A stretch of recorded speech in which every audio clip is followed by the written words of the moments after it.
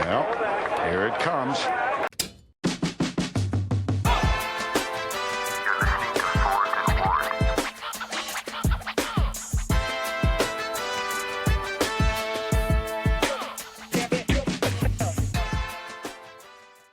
What's up, guys? Coach Wardlaw here with another episode of 4th and Ward. We got our first official guest on. We got David Pindell from the Kobe Finies, quarterback out there in Japan from America. David, how you doing? Man, doing good. We're excited, to get somebody you've been through a lot of stops on your way. I feel like the best way to kind of start off is if you just kind of tell us about your journey through football and where you're from and kind of your upbringing and how you got in Japan playing football, man. Yeah, so I started playing football late, like I was a late bloomer. Started playing sophomore year of high school.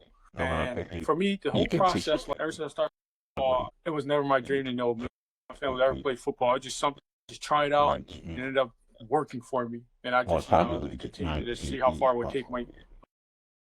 So I started playing my sophomore year of high school, Columbia, like right outside Baltimore, and went to Oakland Mills High School. First and second year playing just was horrible. I just don't want to do it anymore, just because on TV it looks very easy, and then when you play it in the game, everything else is completely different. So like after the first year, my sophomore year playing, I didn't want to play anymore. But my coach, persuaded me to come back because he said, you're athletic, you have a big arm, so we can work with you. So I came back second year. Got a little bit better, but I still just didn't want to do it. They persuaded me to come back again. That whole my senior season, off season, he started working with me and, trying to just teach me the basics of, football, being a quarterback and stuff. And that whole off season, we trained and stuff, and then we took top off and we took our team to the playoffs. We were undefeated that year, went to the playoffs. Like this whole process, I didn't know anything about recruiting, had no intentions on playing, high level, anything like that. I was just playing just to, try it out and see, if it's fun or not. And then, toward the end of my senior season, Buffalo, Maryland, so Auburn, Tennessee was coming in, wanted to talk to me. I didn't know anything about this, so all these coaches started talking. Syracuse, he's telling me,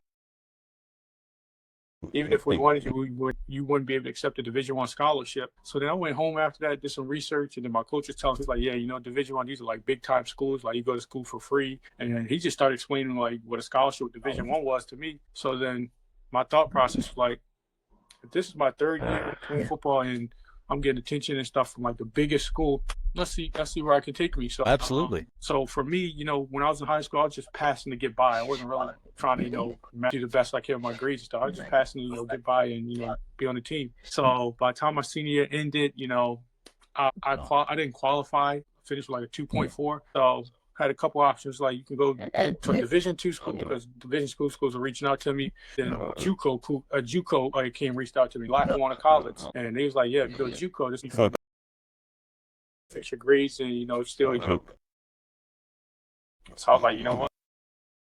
So I went to Lackawanna Community College. Coach Duda reached out to me, brought me up there. I went there, and then I went there 2 years. I went in, transferred Andrew Ford from Virginia Tech. Learned from him, and that's when I really started, kind of like paying a little more attention to football and like really trying to like learn it. So I learned a lot. And then that sophomore year, Juco took over. We went undefeated. Went to the bowl game. I finished third at Juco as a quarterback, and had like 16 offers. Had my whole GPA flip, finished with like a 3.5, and then basically I had like 16 offers coming in like left and right every day after that that second year, like every day new coaches wanted to break down the process, like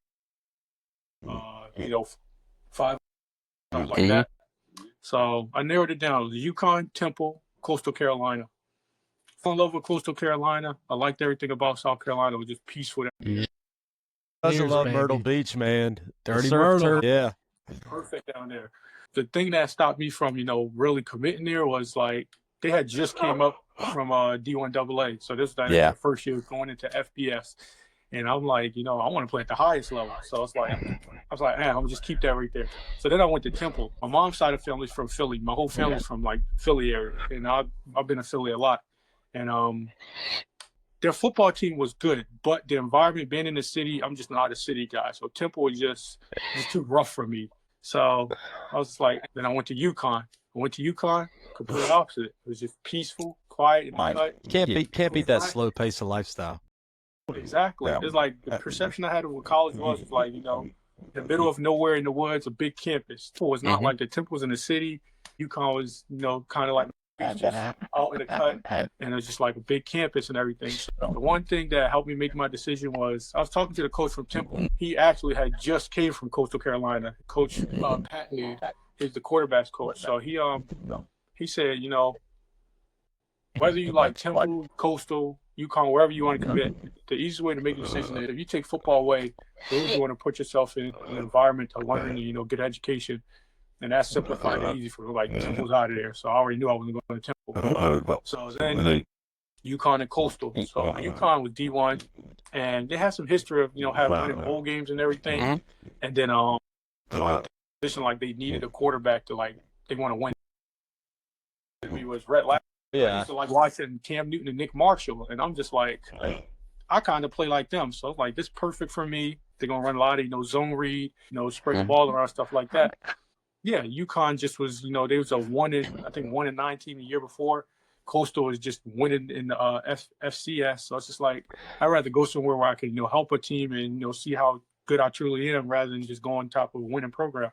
So I committed to UConn, went to UConn and went there 2017 as a junior, won the starting job. And the first game, Division I was completely different from Juco. Like, players are fast, competition is there. So it's like that first game was not my best game. But after halftime, coach benched me and put the other quarterback in. And then after that, for me, a lot of people looked at it as like, oh, they treated you wrong and all this stuff. Like, you should have done that and all that. But for me, I took it as it was a positive thing for me. Like, it took all the attention away from me. It gave me a chance to, learn because, I just came from Juco and he just, put me right in. And for me, it's like, I prefer to, learn behind somebody. Like, look at, watch somebody play and then, try to incorporate my game. So when they took me out, like a big relief off my shoulder because, you only get, 3 months of that summer and then, your first game September. So I was just like, you know what? It's a quick turnaround.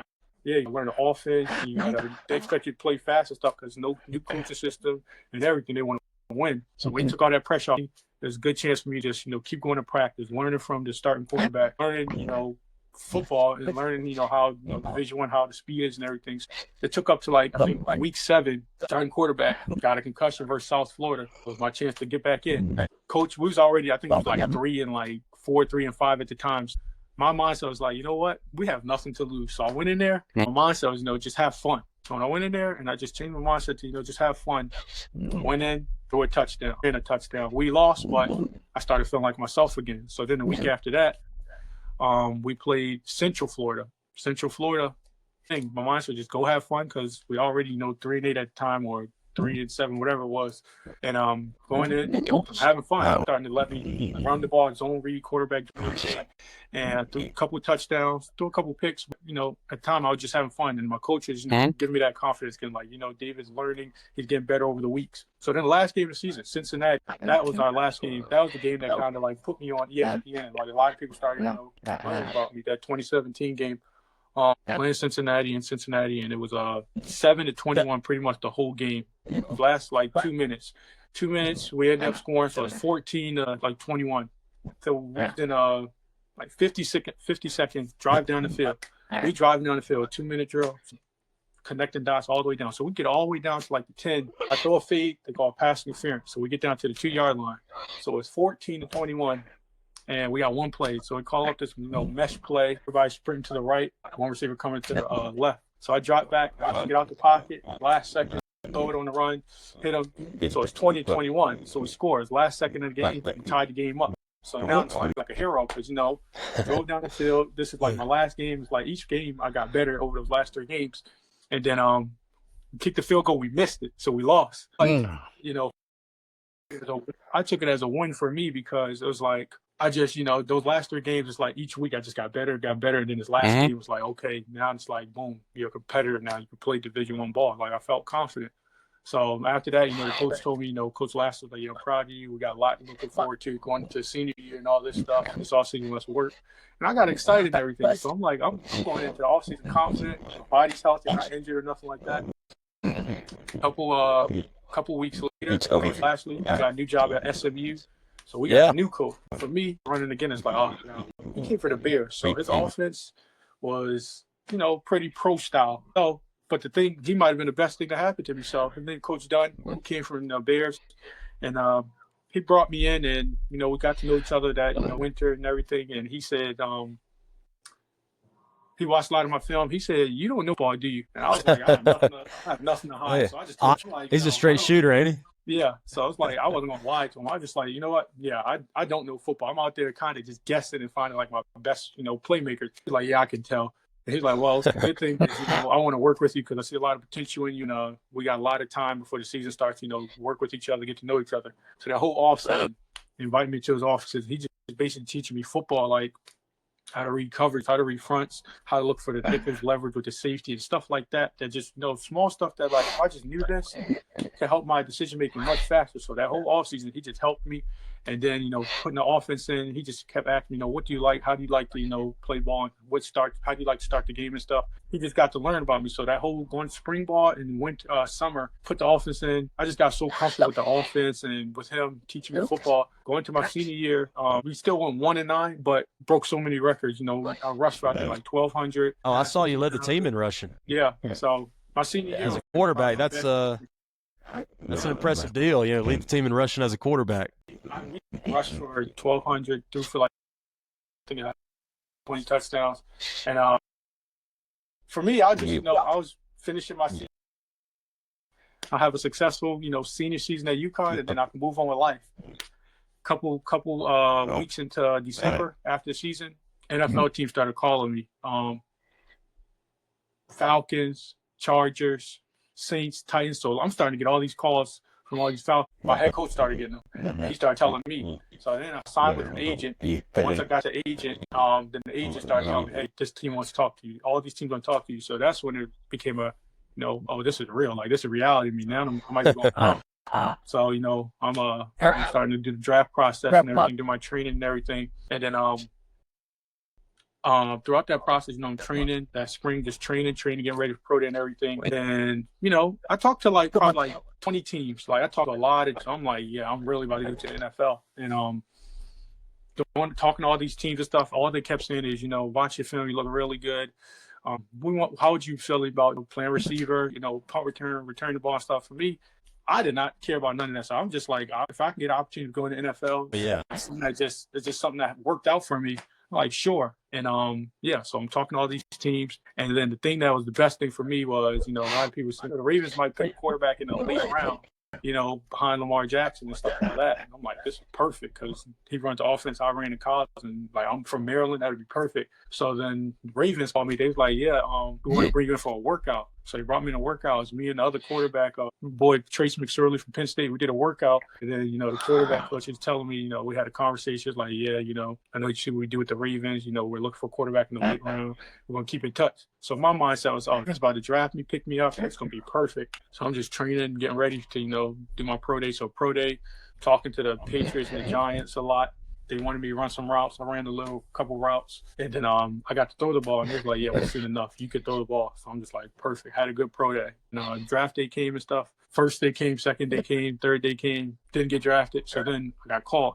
Called me. Vikings called me. And Buccaneers called me. So they was like, yeah, you're probably going to be an undrafted free agent. Bears wanted me to come play receiver. Bucks wanted me to play receiver. Vikings called. He said, hey, it was Coach Kubiak. He said, hey, we actually want to bring you as a quarterback. What you think about that? Like, it's perfect. So I went to Minnesota. Went out there as a mini camp player. Mini camp brought me in, and first day I got there, we in the meetings and everything, and going over to walkthroughs and everything. And as soon as we get on the practice field, the head coach just comes up to me, and he just, not the head coach, the offensive coordinator, he comes up to me and he takes my red jersey. He's like, here, put this on, and we want you to go with the running backs today.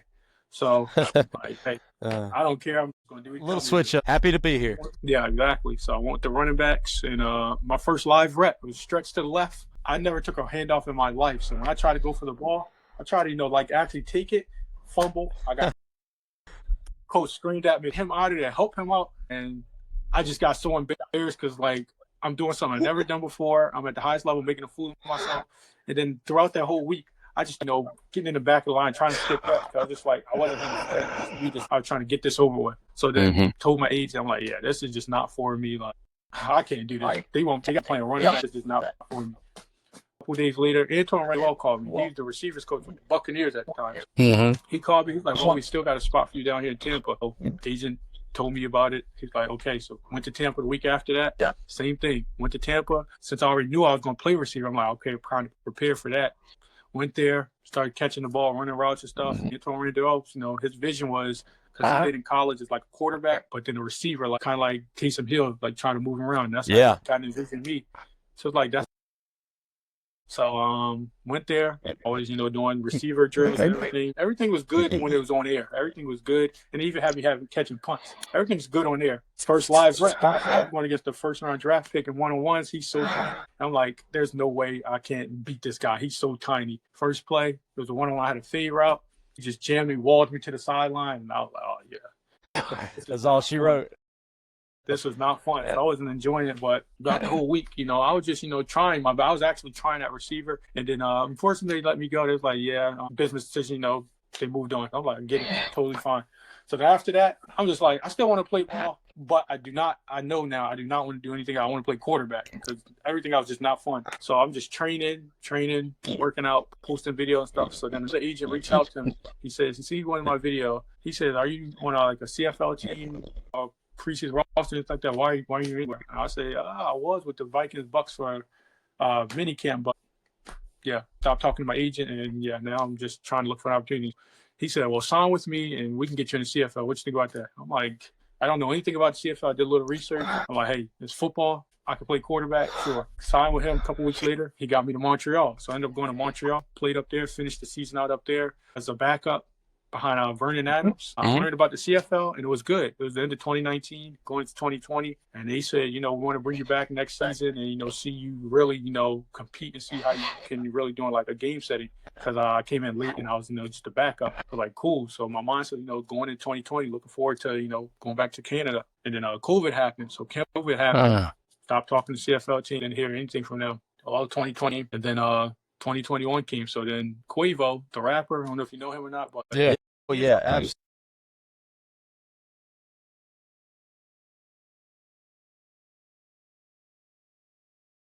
Yeah, bro, we've been watching for a while, and we got the new football league once you sign with us, and it was the little FCF football league. Dude, I remember that. Where the fan controlled. Yeah, I have a T-shirt somewhere. Yeah, so I'm just like, you know what? There's an opportunity to play football in this Quavo, so like it could be. Sign me up. Yeah, you can't turn down the Migos. Exactly. I signed with. They flew me down to Atlanta, and I did that. That was cool. That was a good experience and everything, but it's just like, no, this is not going to get me nowhere. This is not real football. Because it's like 7 men on the field. They switch up the rules each week and stuff. I'm like, this is more like entertainment. So I had to do like a reality check. Like, this is not real football. This is more for like entertainment. But it was good to, connect with all these football players I played with in college. Johnny Manziel, good experience. More. So then after that, I signed with Albany Empire in the Arena League. Went up to New York, played up there, and good experience. Once again, playing arena football is a good experience and everything. And the quarterback we had up there, his name's Tommy B. I guess he had like 7, 8. We won the championship. Got to play, 5, 6 games like when we're blowing teams out. Hey. He was the man there. He won the season for ourselves. Oh, he's like the Tom Brady of arena ball, it sounds like. Exactly. That's what they call him, Tom Brady, yeah. So then after that was last year. He said he was retiring. So they called me. They're like, yeah, we want to bring you back next year, David. You're going to be the guy and everything. I'm like, perfect. Fine. I'm looking forward to playing arena balls. Going into 2020, that was going into 2022. January 2nd was my birthday. January 2nd, 2020, arena team called me. Albany called me like, yeah, David, we've been watching you off-season workout. It's good. Good. It's like, hey, we got to make a business decision. We're going to trade you to Orlando. My mindset, I'm like, that's fine. Orlando is a better city than New York anyway. The South. Who doesn't love Disney World? Right. I'm like, yeah, they're going to get you on the call with the GM and everything and talk about your contract and go from there. And I'm like, cool. So when I talked to the GM, they was like, yeah, this is the situation here. Like, we can bring you in and everything. We can pay for your housing, but if we pay for your housing, we got to take a little bit out the contract. Whereas New York is like, they pay for my housing and they give me a good contract. I told them, well, I'm in a better situation. I wouldn't leave that to come here. So I got back on the coach of Albany. They was like, well, we'll find you another team. We're just going to keep shopping around. You clearly don't want me. So I just like, you know what? I just stopped talking to him. I just told him like, yeah, I'm probably not going to play arena football anymore. I appreciate you though. I stopped talking to him. And after that, I just got to figure it out on myself. So I'm like, what can I do to try to, from my own perspective? So I just started posting my own videos on like TikTok, Twitter, Instagram, just trying to post them every day just to get somebody's eyes, because clearly it's been working. Yeah. And started working with my boy like I always do, training, tagging him and everything. He reached out to me, my boy Devin. He was like, dog, I got an opportunity for you, Japan, football in Japan. I'm like, there's no football in Japan. And he's like, yeah, bro, they talking contract and stuff. And I'm like, that's a scam. Don't listen to him. But he's like, general manager want to talk to you. They said you should get on a Zoom call. They're going to break it down to you. I'm like, Devin, I'm not getting on a Zoom call. There's no football in Japan. So a week went by. Then he persuaded me again. He was like, yeah, they're really interested in you. Just get on the call. So I'm like, all right, whatever. I get on the call with the general managers out here in Japan. They breaking it down to me, talking about the league and everything. And then they show me the Instagram page. So when I seen the Instagram page, it like had the blue check and it had all the content. I'm like, okay, this league might be, it's real football. Like, it's not arena 11 on 11, real football. So I got on a Zoom call with them and everything, and they started breaking down the contracts. And then they was like, can we fly you to LA? So that's when I kind of believed them, because like, if you're going to fly me there, buy me a ticket. Oh, this is real. So like, can we fly you to LA for a workout? Went to there, did the workout, did the throwing and everything, and they loved me. So like, hour or two later, 2 other teams called me from this league. Another team said, hey, can we fly to Atlanta on Thursday for a workout? Took another trip. Went to Atlanta, did a workout there. So now I'm talking to 4 teams. It's like I'm talking to 4. And the team I signed with now, they're the first team to talk to me. But then they kept waiting. They kept holding out. The other 2 teams, like the 2 teams that are they're the better teams here, they offered me like a bigger contract and everything. They offered me a contract after the call. They're like, yeah, what do you think about coming out here? This is the contract, blah, blah, blah. And I told them, yeah, I'm talking to these other 3 teams or whatever. So then this team that I signed with, they reached out to me and they're like, yeah, did any of the other teams offer you a contract? So I was just like, yeah, no, nobody offered me a contract. So they're like, okay, we want to offer you a contract. So they finally offered me a contract. And only reason I signed with this team though initially was my boy came out here. He came out here and I was like, I'm not going across the country nowhere else unless I'm going with him, because like I know him. I ain't doing this alone. Yeah. Exactly. You got to have somebody to talk to out there. Exactly. So he came out here. He signed with this team 2022. And I said, I'm going to sign here too. And we're just going to, figure this thing out. So we got out here 2022.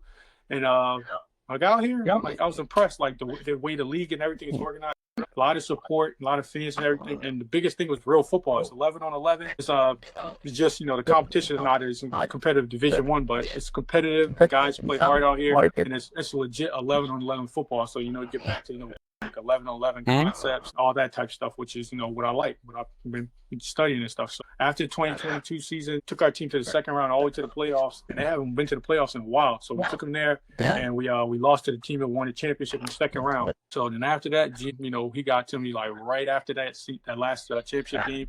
Once I got home, him and the owner, they came to my house, and it's like, yeah, so we feel, you had a really good season. You helped us a lot, and we want to give you a 3-year contract. What do you think about that? What do you think about playing in football in Japan, like, long term? I was like, listen, this is an opportunity for me to, play 11-on-11 ball, and if there's an opportunity to still go to the league or whatever, obviously that's my first opportunity, but, this is a good opportunity as well. And I enjoyed it. So they gave me a 3-year contract, 23, 24, happened, and then now this is my 3rd year on the contract, my last year on the contract. They thinking about, giving me another 3-year contract. So I'll be talking over in a couple of weeks about, extending me. So that's where I am now. That's awesome, man. Wow. That's, I think the thing that stood out to me is you talked about you were late to football, right? You started kind of later than maybe some other folks, but then you've wound up going anywhere and everywhere with all these different opportunities from, the Juco route, then you went D1. Then you go Canada, you go Arena, you go fan-controlled football league with Migos and Johnny Manziel backing it, and then you go all the way to Japan. If we kind of rewind, was there, if we take it step by step, all right? So when you arrived at Juco, was there a moment that you were like, oh, I wasn't expecting this, or, some kind of surprise, since you were so late to it, maybe you didn't know what to necessarily expect at each of those stops. But, when you step into Juco, what was kind of a moment where you're like, all right, this is different. This is its own, because, they say you got to be built different to survive Juco, right? So, was there any moment like that for you? Well, yeah, when I first arrived there, because I went to Lackawanna College in Scranton, Pennsylvania. Scranton is like a town of nothing. Mifflin is, right? Did I say you ever watched The Office? Yeah. Wow, really? That's awesome.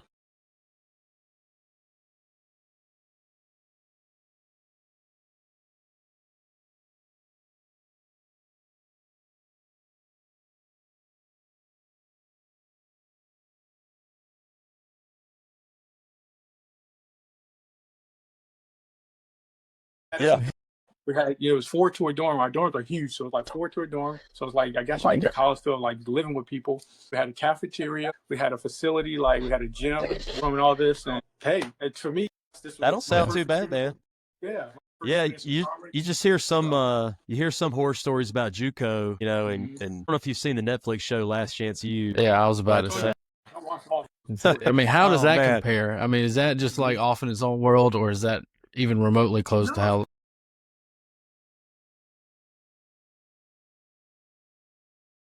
Like most of these Jucos are in like these little.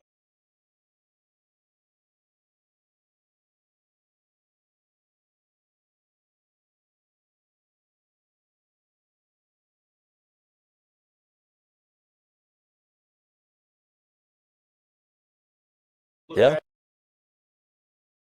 That was my mindset. Like I came here for a reason. I came here to, get back to, on that radar, getting recruited. For me, the whole experience was, learn from, all these, guys that are going D1, learn from this quarterback that came from Virginia Tech, because Andrew, he had one like the Elite 11, very nice guy. And then, he took us to the playoffs that my freshman year, and then he ended up going to UMass. He went D1, so it's proven like, hey, this is an opportunity to follow his steps, get that next opportunity. So I was just, just trying to be a sponge, soak up as much information as I can from him, and when I get my opportunity, try to do what I can and get back on that radar. And that's what happened. That's what I did. That was my mindset. I wasn't trying to make friends or anything like that. I went there for a job and do it. Yeah. Business decision, man. So you go Juco, all right, and then you get to UConn, and they're playing in the American Conference, or a lot of those American Conference teams now. You talk about the South Florida and the Central Florida and all them. So you've kind of seen your high school ball. You've seen the Juco route, like you talked about Scranton, small town, and all that. What environment when you traveled there in your days at UConn where you're like, this is another level? So as soon as I got to, so when I first started, taking visits, my first visit was South Carolina, Myrtle Beach. Completely different, because for one, you get to Myrtle Beach and you get to the campus and everything. For one, it's a campus. It's huge. It's a big campus, and there's people. There's, Juco is probably 400 people at the school. And it's mostly guys from all the sports teams, like baseball, basketball, football. Mostly all the Juco guys, local people that commute to the schools. Ladies you see, but like it didn't really feel like how it felt like all boys. Beach, you get there, it's kids everywhere, ladies, gentlemen. Yeah, plenty of ladies down in Myrtle Beach. Yeah, it's just a big campus, and then like when you get to the field, the facilities like they have a big weight room. They have this beautiful field facilities. They have the Nutri-Grain bars, the energy. They have all that stuff there. Actually help you get ready to perform as an athlete and stuff. It's just like you get all this stuff, and it's just a huge difference. And that was just Myrtle Beach. So then when I went to like Temple and UConn, it was just like more and more, because Myrtle Beach had, just like I said, became FBS, so they're still working on building their program. Whereas UConn, when I got there, they had the indoor facility, they had like the pool and all that stuff, all the hydration stuff, and that's when it was like, this is like Division I football. Like, this is nice. So you're at UConn, you get the starting job. You're on the road going against some of these different schools. Environment wise at a stadium, is there a game that stands out as, man, they had some crazy fans up there, like just raucous environment, or the team you were playing, they were just a little wired a little bit different? Is there a game that stands out, or an environment that stands out? So for one of the two, like the most ridiculous play in front of Central Florida down in Orlando is just ridiculous, because quarterback was Mackenzie Milton there. He was on a run. Yeah. 2018, was that the year they went undefeated? They went both years. I think 2018 and 2017 and 18. He had Scott Frost, and then he had Heupel. Yeah. Both years he just went crazy before he like messed his leg up. But that was the year, like every game, like they filled that house up, like Orlando, and that stadium was rocking. So it's hard to play there. And Boise State played them boys. We went out to Boise out there. Yeah, their stadium's like a bowl, and they filled it up. And it's just like before you warming up pregame and all that stuff, you just hear everything just going crazy. It's like you couldn't hear. We probably had like, I think, 8 or 9 false start, because we just put a play in. So it's those two. And then we played South Florida. We played them at Raymond James Stadium. Their fans were probably the craziest, because I guess they knew a lot about me, and those were the games leading up to like when I played them, I had already rushed for like 800 yards or something. So when I got there, like doing warm-ups, I'm walking out. They got all these fans like having signs like Pindell squats when he pee, Pindell can't. All these crazy signs about me. And it's like, okay, I got haters. It was cool. But it was just like, there was a lot of them because it was, I think it was their homecoming game. And it was like they wanted to stop David, stop the run. So they did a lot of research on it, and a lot of their fans just had signs. That's some savage. That's some savagery right there with the squatting while you pee. It's a good Lord, man. Some people, sheesh. So, all right. So you get through kind of big time college football. You get, you talked about your time with the NFL, kind of trying to find a spot and all that. And then you get to the Canadian Football League. What are the crowds like at a Canadian football game? Is it anything similar? Because I've always heard Canadians are real nice.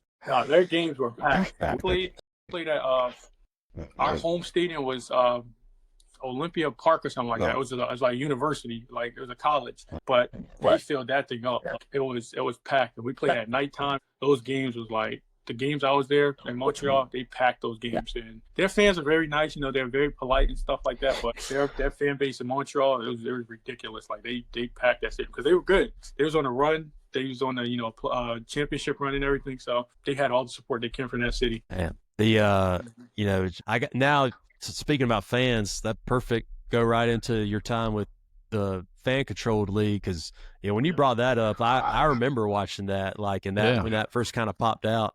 What was that whole experience like? Because wasn't that the league where the fans had ways of like contributing, like what plays they wanted y'all to run? Plays, yeah. So like I said, it was a good experience. The best thing I took from that was, just connecting with people, networking, because you had all these guys that were like top players at Division I. Cavante Turpin for the Cowboys, he was there, so I met him. Flowers, quarterback from South Florida, he was there. DeAndre Francois from Florida State, he was there. Johnny Manziel. It's like they had all these big-time names there, and I just connected with them. I was networking. But the way practice went was like, have a 2-hour practice and 4 teams, but everybody's practicing together. It was just that's it. More entertainment. Yeah. Game day, it was just like, okay, this quarterback, you're gonna play this first drive, the next quarterback, you play this drive. And the way it goes is like the players, the coaches, they throughout the week they put in probably like 30 plays you practice, and then you put it all on the screen. I'm just like, I'm trying to win. So I was like, I want to just throw hitches and slants and stuff. But 4 verts every time. 4 verts. Exactly. So I try to, do what I can do. I scored the first touchdown in La League, and they made that a big deal. So hey, there you go. Everything again. Like David scored the first touchdown in fan control league ball, which is cool, whatever. But it's like, this is not real football. Like I did a self-examination really fast. Like this is not going to get me nowhere. So, but it sounds like a good time though. Yeah, I was appreciative of the opportunity, but like, no, this is not getting me anywhere. Yeah, and we were talking before you joined on, and we were looking at the team in Japan, and I think Jack had a question about what it was like when you first got to Japan. Was there any kind of culture shock? Jack, you want to kind of take the reign on that one? Yeah, I was just looking around, and it seems like it's the demographics aren't very diverse, right? It seems like are a lot of the players from Japan, or how does that work out? Obviously, you're from America. You said your buddy was there too. I'm assuming he's from America as well. What's it like there? I mean, that blows my mind to even think they're playing American football in Japan. You know what I mean? So yeah, what's that whole situation like? So like the league out here is 14 teams, and the teams you play for are like big time companies like Panasonic, all the companies you heard of. So that's what you play for. So all the players on your team are Japanese. They all work for the company. That's like their job Monday through Friday. Really? They work for the company. The American players are the only professional players for the team. That's why they get paid just for football. But the other players, they get paid for working for the companies. And these teams allow 4 Americans, 4 import players. So that's the rule. 4 import players, 2 offense, 2 on defense. Everybody else, Japanese. So are there any from other countries? Obviously, if you're getting 4 import players, you're playing American football. They're probably going to be from America. But are there any from Australia? I know they play a little football down there. But anybody else? Any other country? Most of them from America. I know one team, they had a linebacker from like Europe. Yeah. That was one of the most terrible teams in the league. So it's like they try to win. Scouting department. They got to can the scouting department. To Tom, they go for the Americans. They try to get all their players Americans. So yeah. it makes it a little competitive, being able to have 4 import players, because without the import players, it's just like Japanese on Japanese. It's like the 4 best teams, they're going to dominate all the other teams the whole way. So when you put the Americans on that team, it kind of makes it a little competitive. So. Is there a little bit of, I just think it's mind blowing. You talk about a lot of the guys that work for those companies or they have jobs, if they're the native Japanese players. Is there any kind of jealousy that you sense that you're kind of you're the mercenary, right? They brought in from overseas to kind of, show them the ropes a little bit, or, does everybody kind of gel? Like, what's the locker room like? Yeah, I think everybody out here, they're very, accepting. Like, they know American football, the dominant brand and everything, and Americans got the most experience. That's the highest level of football. That's where it started from. So, when they bring Americans in, they always, willing to learn. They basically especially me from my position, quarterback, they let me come in and it's just like, teach us whatever you know. And they try to take as much in as possible. I don't think there's any jealousy or anything like that, because at the end of the day, they don't get paid for football. They get paid, work for the companies. For them, football is more like a week, the hobby, like thing to do for fun. They're not really all jealous, but they really do want to learn as much as they can. So since I've been here over these last 4 years, I've just been incorporating all my offense from UConn. So just teaching them, all the offensive schemes and concepts we learned there. Some of the drills, we had over there, just bring them here, and they just try to run with it. And it kind of helps me because, when I started, introducing them to that stuff and, posting my little drills and stuff that I do in America, simple stuff we do in America, all the quarterbacks do, I just show them here and they run with it. So I started posting small stuff on Twitter. They just started blowing it up. All the Japanese teams and coaches and stuff started following me, messaging me, hey, can you give me advice on how to, do this to, throw the ball better and stuff like that. I'm like, this is all simple stuff everybody does in America, but they have nobody out here to, start it. So it's like, once I realized that, I just try to, use that to my advantage. Hey, you can be like a little ambassador over here for quarterbacks doing all that type of stuff. So I started posting all my stuff on Twitter. And then a lot of people from the Japanese, football fan-based stuff, they'll follow me, reaching out to me, and they give me a lot of freedom out here as far as trust me, put them in a position to win. Yeah, I enjoy it. It's been the best situation for me since I came out of college. So it's interesting you say that, because I think for the most part it's one thing to be able to do something, but it's a whole other thing to teach someone else how to do it. And I think that really brings a new level of understanding if you're able to teach others how to do it versus just doing it yourself. So look, this is a dumb question. It's been burning me up. Feel free to say it's dumb. All right. In my mind, a sumo wrestler would probably be the most destructive nose guard you could ever see. Yeah. I mean, are there I don't know. I'm not there, but are there any, sumo wrestlers over there? I mean, do they play, or how does that work? They have sumo wrestlers in Japan. They have sumo wrestling. That's actually a thing out here. But no, the Japanese players, I don't know if you know about Japanese, but Japanese players are tiny. All the guys out here are tiny. They have the better linemen are on the top 2 teams. All the big players in Japan are on the top 2 teams. But on our team, all the other teams, the linemen here are tiny. In America, I'm 6'1", 200. I was one of the smallest guys at UConn. I get out here, I'm like, my left guard, my left tackle, almost eye to eye with them. 6'1", 260, 70 pounds. So it's they're not big out here. That's what I thought. Sumo, I just thinking all the linemen would be big, but. Right. I just wasn't sure if there was any crossover, if maybe some came from, whether they do sumo or whatever. That would be helpful, but. Right. Hey, you gotta tell the scouting department, hey, look, we need to kind of branch out here. We need a nose guard. Exactly, man. That's what. So my bad. Go ahead, Jack. Is there? I'm curious about the language barrier. I mean, do most of the guys over there speak English pretty well, or did you learn Japanese, or how do you communicate on a daily basis? So they don't necessarily speak English well, the best, but they speak enough where it's we can kind of communicate. And then they've been teaching me Japanese over the years, or not teaching me, but it's just hearing it. I just naturally ask them, what does this mean? I just naturally pick up certain stuff. So, it's enough for us to communicate, but we also have a translator who's his sole job is just basically translate for me. And then 2 coaches on our team speak pretty fluent English, but it's enough English where it's we can communicate in practice, just like practice says. So everything, all the terminology you need to hear in practice, it's enough for that. our first year, the way we called the offense was like we just did no huddle. They call up the number, the signal, just look on the wristband, boom. And then after that, over that second year off season, just started, teaching my guys the signals for this, do this, small stuff like that.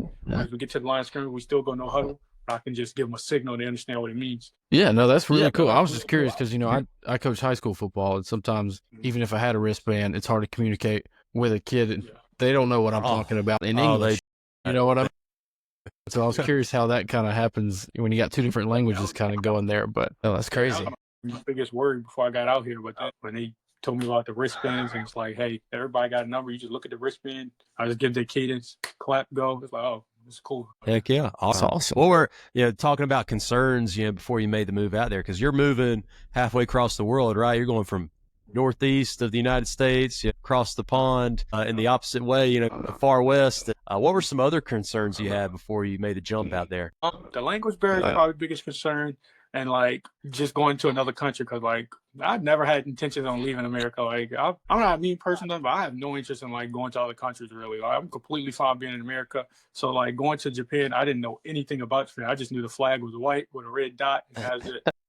I'm just ready to see what's new. So when I got out here, pretty much it wasn't too bad. Everything was, it was peaceful out here. It's quiet. It's very clean. Everybody minds their business. Yeah, it was just in a sense. You go somewhere, you see whatever direction, do the right thing.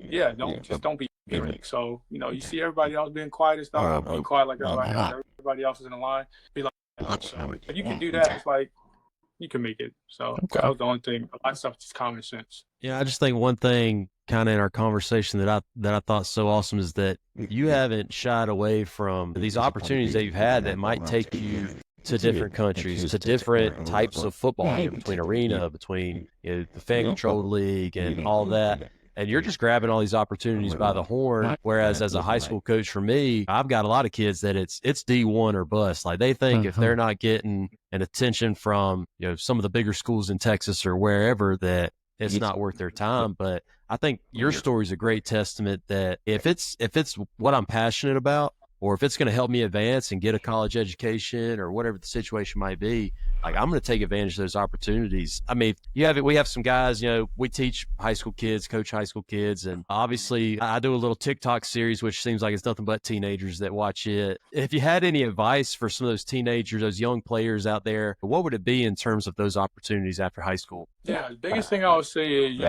if you're passionate about something and that's what you want to do, by all means, do whatever it takes to get there, because I know a lot of people have that mindset playing, college ball with a lot of player stuff. It's, D1, NFL, or nothing. And it's the reality of it is like they always say, this amount of people is going to make it to the NFL. This amount of people is going to actually be on an active roster. And it's you really love football, and that's really what you really want to do. You gotta, you gotta know what the reality is. You can't, delusional word. You gotta be real with yourself. If you're not one of those 1% and you still want to do this, you got to know, hey, there's opportunities all over, Europe, Australia, Mexico. And for me, that's how it was for me. It's I just knew I wanted to play football, because it took me to after my senior year when I met my new offensive coordinator. It's when you learn more about the game and you know what you're doing, it becomes fun. And that's when it really started getting fun for me. So when I started learning, football, X's and O's, defenses, how to, read coverages, running concepts, what's the purpose of this? When I started learning football and understanding it, that's when I really started getting more and more passionate about it. So really 2019, from then on, that's when it really started each year it's more and more I'm learning. It's I really love this. I want to do this. For me, it's just it's easy to just, throw everything away. It's you know what? I had a good run at D1. It's time to just turn corporate. I want to keep going until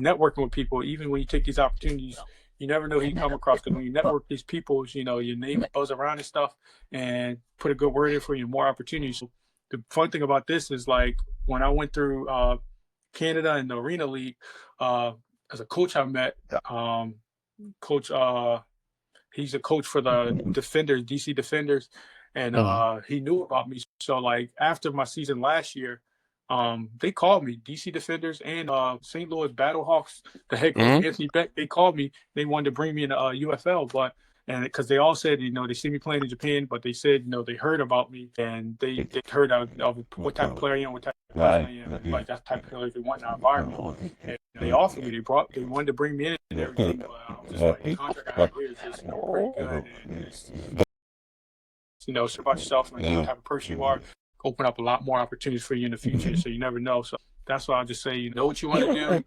do. Don't give up on it so easy. Like they always say, if you really want to do something, you're passionate about it, just have about it. You got to work towards it every day. So, and my plan was, I don't have nobody to do this for me, so I'm gonna figure it out myself. Market myself, and best thing that you can use right nowadays is social media. That's what I was doing. I just kept doing it every day, and then at some point, it's just like, somebody's going to give me an opportunity. Somebody's going to look or just want to talk to me, and you never know. So that would be my message to the younger generation. Absolutely, man. David, I promise I told you we wouldn't take up too much of your time, man. Jack, you got any last questions for David before we wrap this thing up here? Yeah, what's your favorite flavor of Gatorade? I like the blue. I don't know what it's called, but blue kind. He said the color. That was our question. That was our question. I was trying to. Go ahead. No, I was just gonna say, kind of a running thing. We try to ask folks, like, some people. I feel like every decent person, we talked about this before, Jack, says Gatorade by the color, right? Like hardly anybody says the flavor. Heck yeah, blue. Blue's a solid. That's a solid one. Blue. Well, man, David, appreciate your time tonight. Well, I guess for you, it's about noon over there, roughly. My time right? Talking to the future right here. Yeah. If anybody out there who's listening wanted to keep up with you and what you guys are doing, where can they reach you at on social media and things like that? You can reach out to me, follow me on all social media platforms, TikTok, Instagram, Twitter, David Pindell _. I'm on everything. Not hard to reach me, so follow me on all those. Do they stream? Like, is there any way to stream y'all's games in the it's the X League, right? Yeah, they stream the games and everything. I usually put the link in like my bio and stuff for the game stuff, and people can click on it, watch the whole game, watch all the games from the leagues and everything like that. So I'm definitely gonna be doing that. You'll have me watching. I need to know if y'all guys got any merch. Is there a merch store I can get? I'm getting a hat right now. David, we appreciate your time, man. I hope we didn't take up too much of your time. I know you're a busy guy. You got a lot going on, and obviously you put out a ton of great content on your social channels for anybody out there listening that wants to go learn and see how it's done and keep up with David and everything he's doing.